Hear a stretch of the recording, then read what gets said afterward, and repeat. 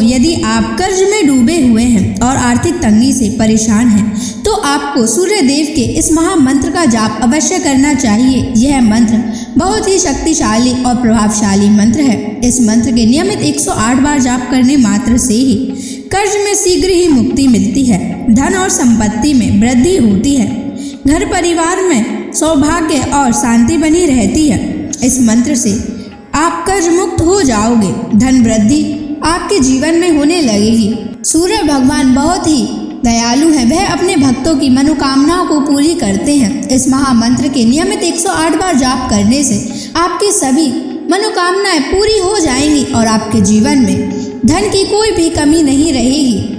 आप अपने जीवन में उन्नति प्राप्त करेंगे, आपको हमेशा सफलता ही प्राप्त होगी। इसलिए प्यारे भक्तों, इस मंत्र को साधारण समझने की गलती बिल्कुल भी ना करें।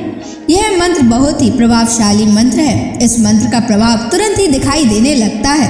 अगर आप सच्ची श्रद्धा के साथ इस मंत्र का नियमित 108 बार जाप करेंगे तो आपका जीवन खुशियों से भर जाएगा और आपके जीवन में कभी भी धन की कमी नहीं आएगी। इसलिए प्यारे भक्तों, इस मंत्र का नियमित 108 बार जाप करें और पूरी श्रद्धा के साथ करें।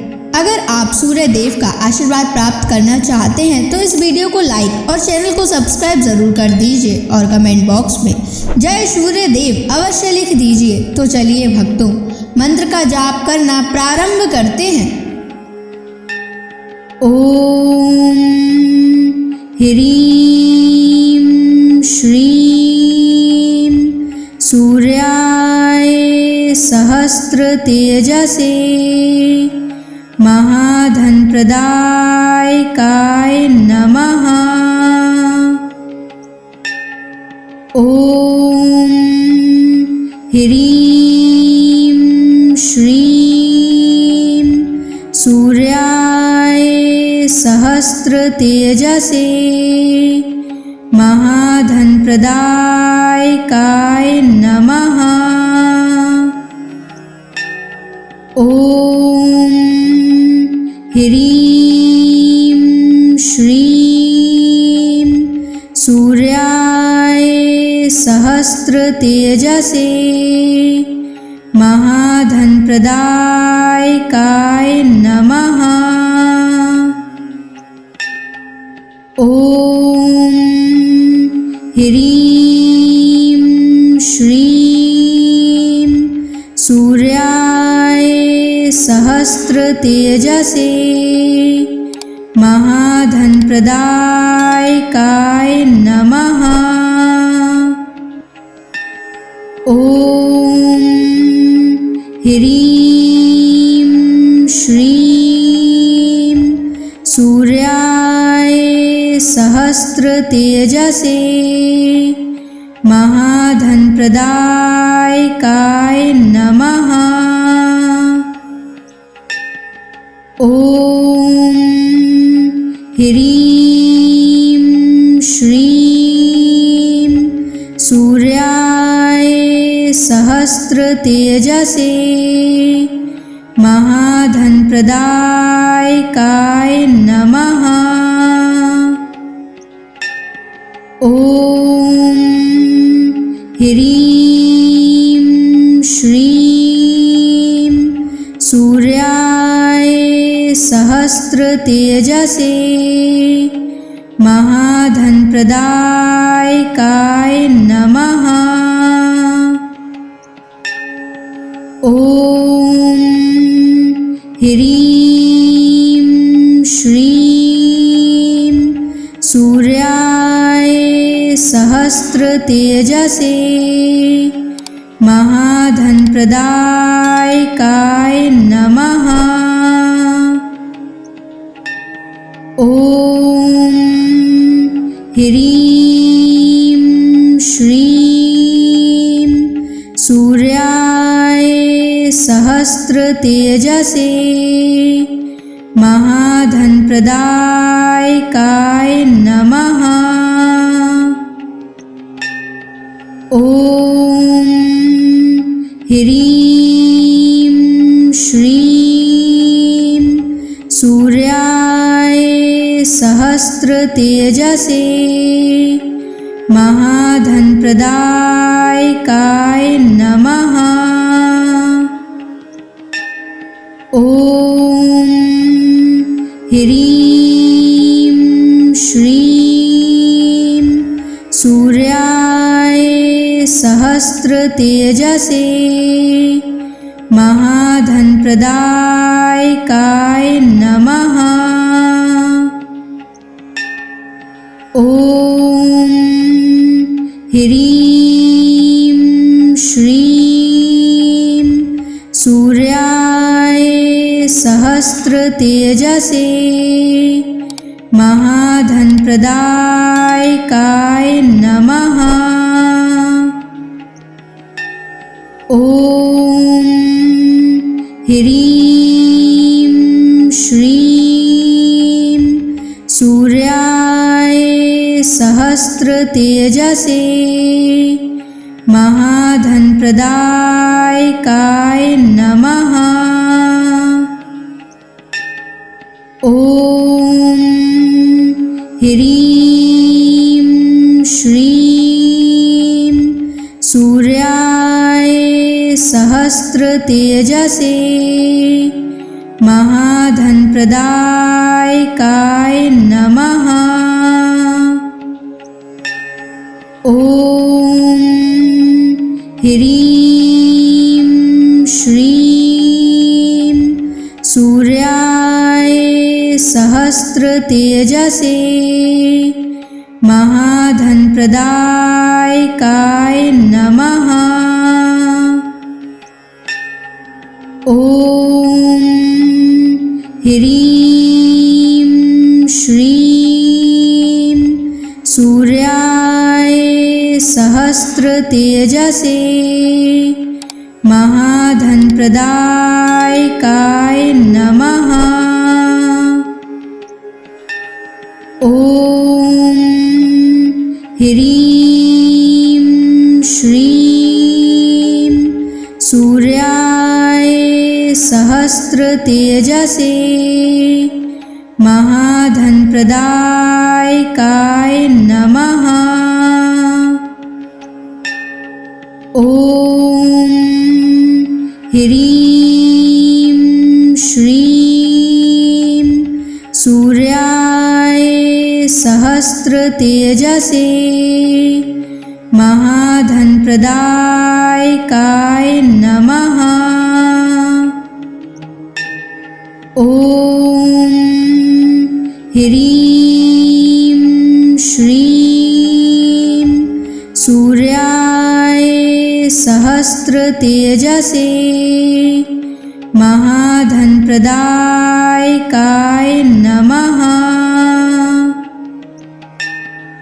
ॐ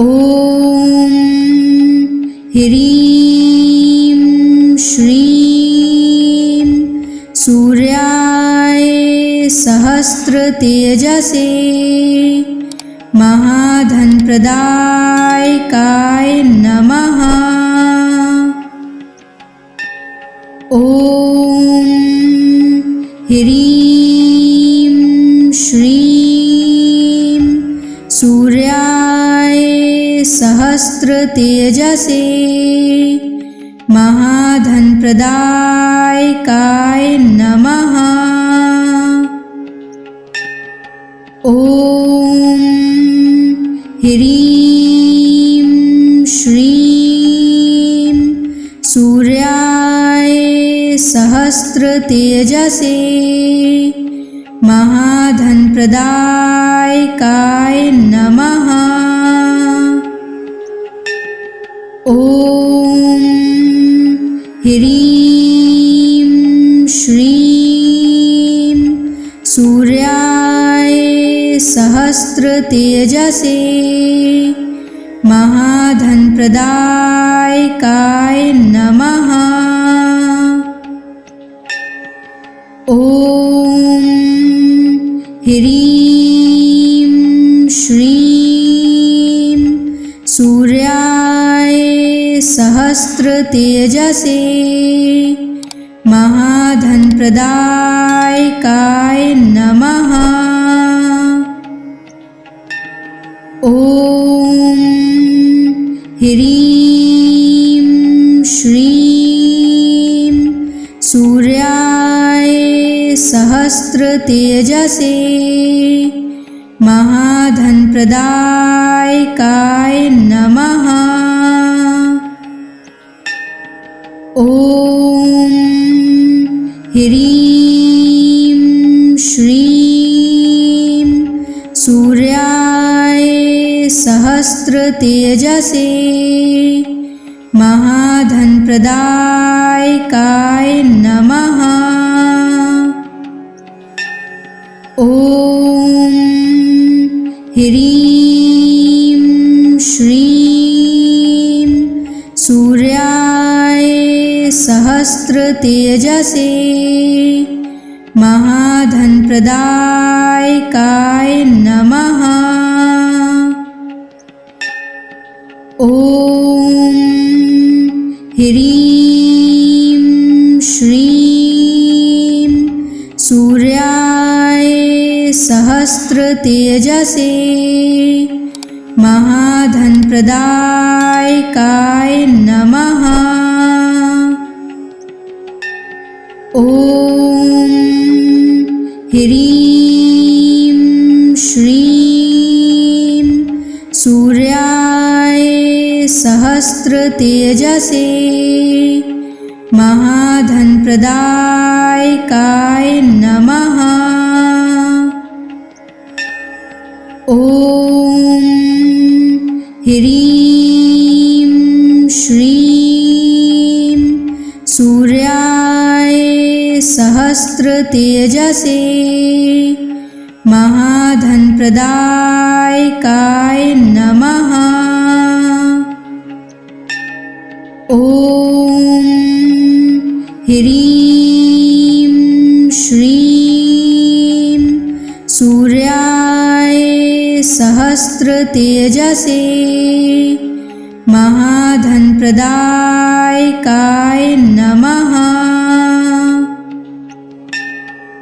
ॐ ह्रीं श्रीं सूर्याय सहस्रतेजसे महाधनप्रदायकाय नमः। ॐ ह्रीं श्रीं सूर्याय सहस्रतेजसे महाधनप्रदायकाय नमः। ॐ ह्रीं श्रीं सूर्याय सहस्रतेजसे महाधनप्रदायकाय नमः। ॐ ह्रीं श्रीं सूर्याय सहस्रतेजसे महाधनप्रदायकाय नमः। ॐ ह्रीं श्रीं सूर्याय सहस्रतेजसे महाधनप्रदायकाय नमः। ॐ ह्रीं श्रीं सूर्याय सहस्रतेजसे महाधनप्रदायकाय नमः। ॐ ह्रीं श्रीं सूर्याय सहस्रतेजसे महाधनप्रदायकाय नमः। ॐ ह्रीं श्रीं सूर्याय सहस्रतेजसे महाधनप्रदायकाय नमः। ॐ ह्रीं श्रीं सूर्याय सहस्रतेजसे महाधनप्रदायकाय नमः। ॐ ह्रीं श्रीं सूर्याय सहस्रतेजसे महाधनप्रदायकाय नमः। ॐ ह्रीं श्रीं सूर्याय सहस्रतेजसे महाधनप्रदायकाय नमः। ॐ ह्रीं श्रीं सूर्याय सहस्रतेजसे महाधनप्रदायकाय नमः। ॐ ह्रीं श्रीं सूर्याय सहस्रतेजसे महाधनप्रदायकाय नमः। ॐ ह्रीं श्रीं सूर्याय सहस्रतेजसे महाधनप्रदायकाय नमः। ॐ ह्रीं श्रीं सूर्याय सहस्रतेजसे महाधनप्रदायकाय नमः। ॐ ह्रीं श्रीं सूर्याय सहस्रतेजसे महाधनप्रदायकाय नमः। ॐ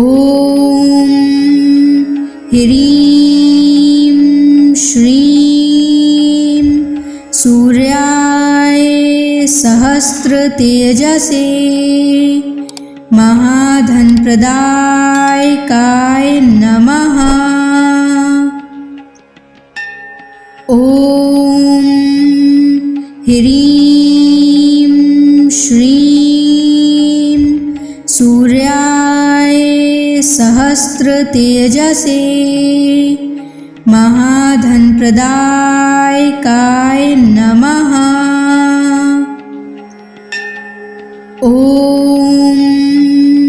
ह्रीं श्रीं सूर्याय सहस्रतेजसे महाधनप्रदायकाय नमः। ॐ ह्रीं श्रीं सूर्याय सहस्रतेजसे महाधनप्रदायकाय नमः। ॐ ह्रीं श्रीं सूर्याय सहस्रतेजसे महाधनप्रदायकाय नमः। ॐ ह्रीं श्रीं सूर्याय सहस्रतेजसे महाधनप्रदायकाय नमः।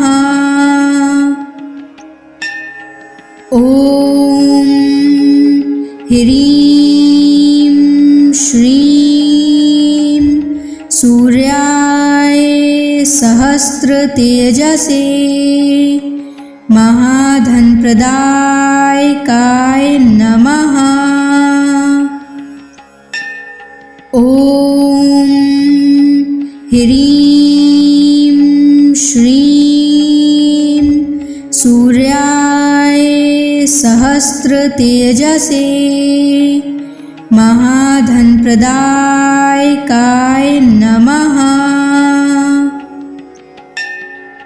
ॐ ह्रीं श्रीं सूर्याय सहस्रतेजसे महाधनप्रदायकाय नमः। ॐ ह्रीं श्रीं सूर्याय सहस्रतेजसे महाधनप्रदायकाय नमः। ॐ ह्रीं श्रीं सूर्याय सहस्रतेजसे महाधनप्रदायकाय नमः। ॐ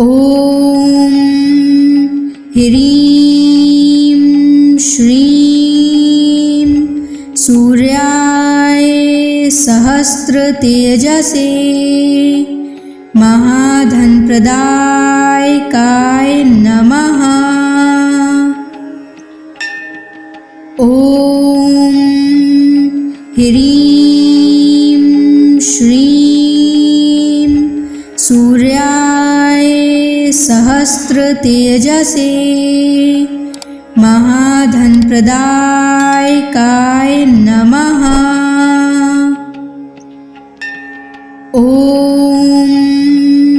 ह्रीं श्रीं सूर्याय सहस्रतेजसे महाधनप्रदायकाय नमः। ॐ ह्रीं श्रीं सूर्याय सहस्रतेजसे महाधनप्रदायकाय नमः। ॐ ह्रीं श्रीं सूर्याय सहस्रतेजसे महाधनप्रदायकाय नमः। ॐ ह्रीं श्रीं सूर्याय सहस्रतेजसे महाधनप्रदायकाय नमः। ॐ ह्रीं श्रीं सूर्याय सहस्रतेजसे महाधनप्रदायकाय नमः। ॐ ह्रीं श्रीं सूर्याय सहस्रतेजसे महाधनप्रदायकाय नमः। ॐ ह्रीं श्रीं सूर्याय सहस्रतेजसे महाधनप्रदायकाय नमः। ॐ ह्रीं श्रीं सूर्याय सहस्रतेजसे महाधनप्रदायकाय नमः। ॐ ह्रीं श्रीं सूर्याय सहस्रतेजसे महाधनप्रदायकाय नमः। ॐ ह्रीं श्रीं सूर्याय सहस्रतेजसे महाधनप्रदायकाय नमः। ॐ ह्रीं श्रीं सूर्याय सहस्रतेजसे महाधनप्रदायकाय नमः। ॐ ह्रीं श्रीं सूर्याय सहस्रतेजसे महाधनप्रदायकाय नमः। ॐ ह्रीं श्रीं सूर्याय सहस्रतेजसे महाधनप्रदायकाय नमः।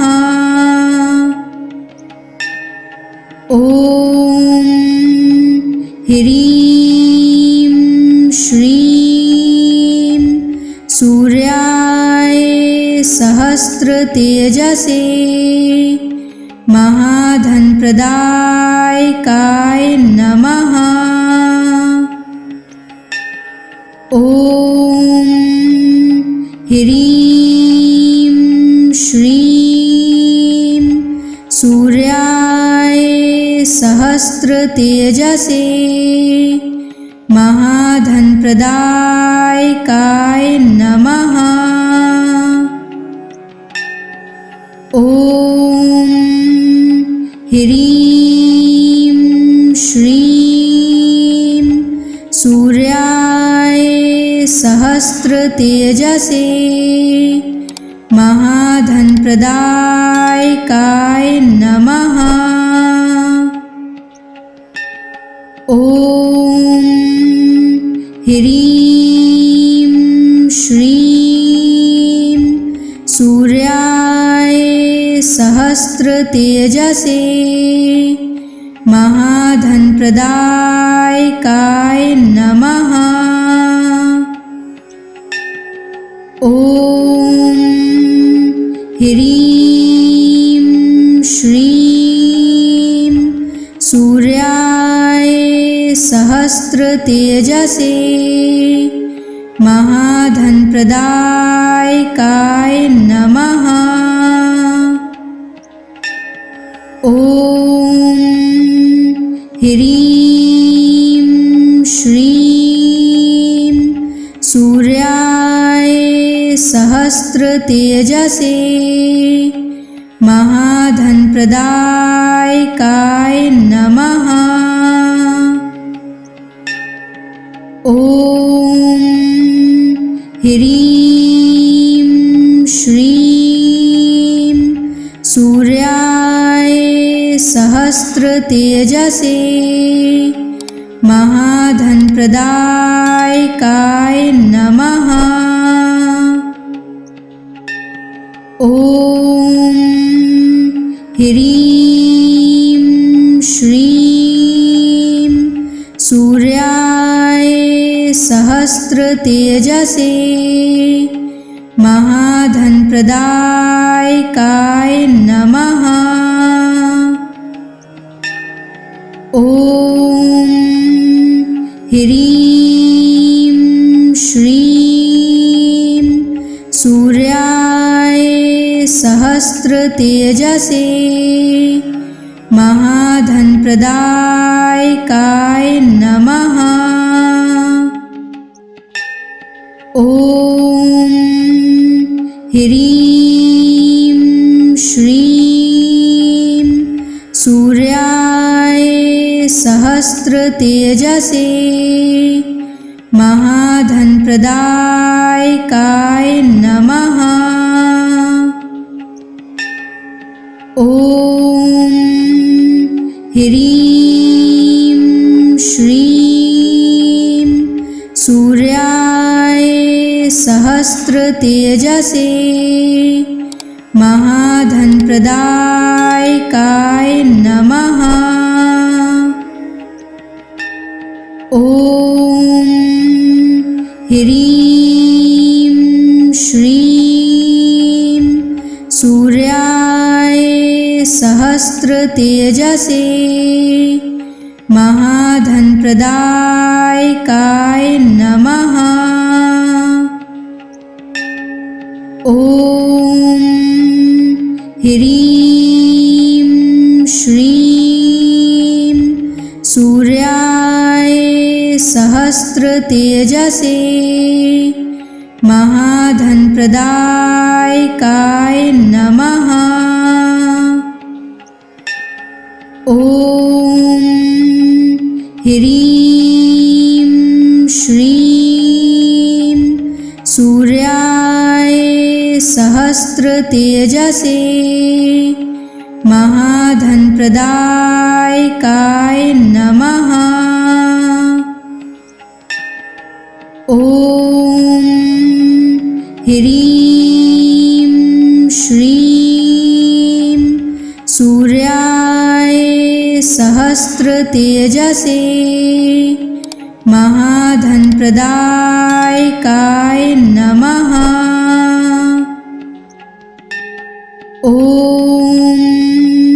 ह्रीं श्रीं सूर्याय सहस्रतेजसे महाधनप्रदायकाय नमः।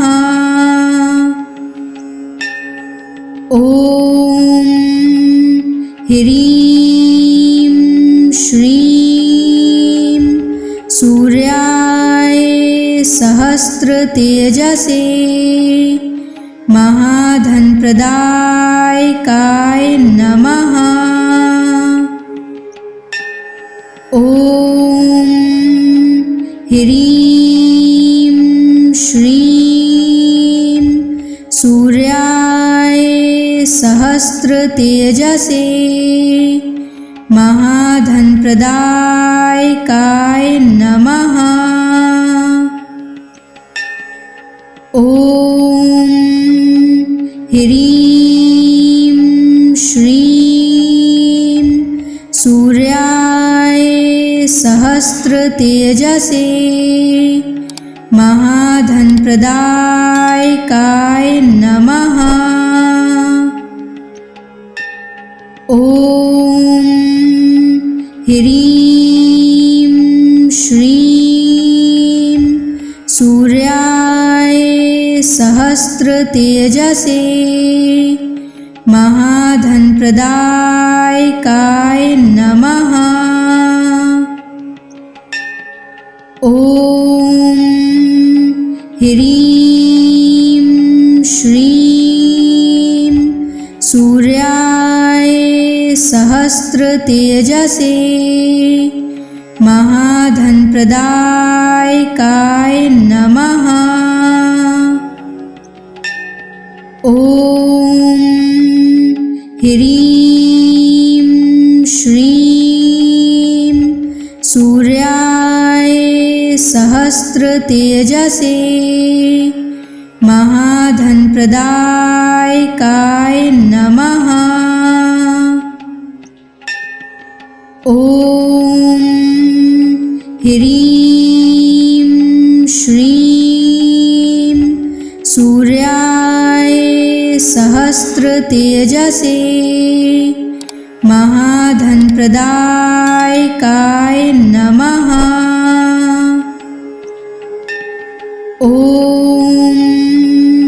ह्रीं श्रीं सूर्याय सहस्रतेजसे महाधनप्रदायकाय नमः।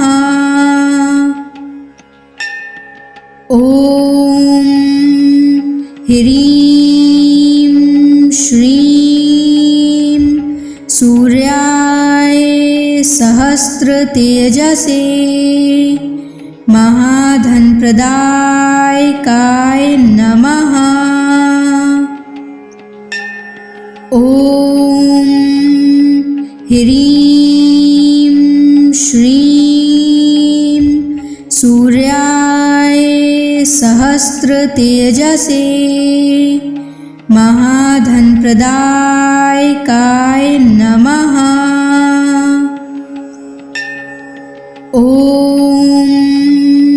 ह्रीं श्रीं सूर्याय सहस्रतेजसे महाधनप्रदायकाय नमः। ॐ ह्रीं श्रीं सूर्याय सहस्रतेजसे महाधनप्रदायकाय नमः। ॐ ह्रीं श्रीं सूर्याय सहस्रतेजसे महाधनप्रदायकाय नमः। ॐ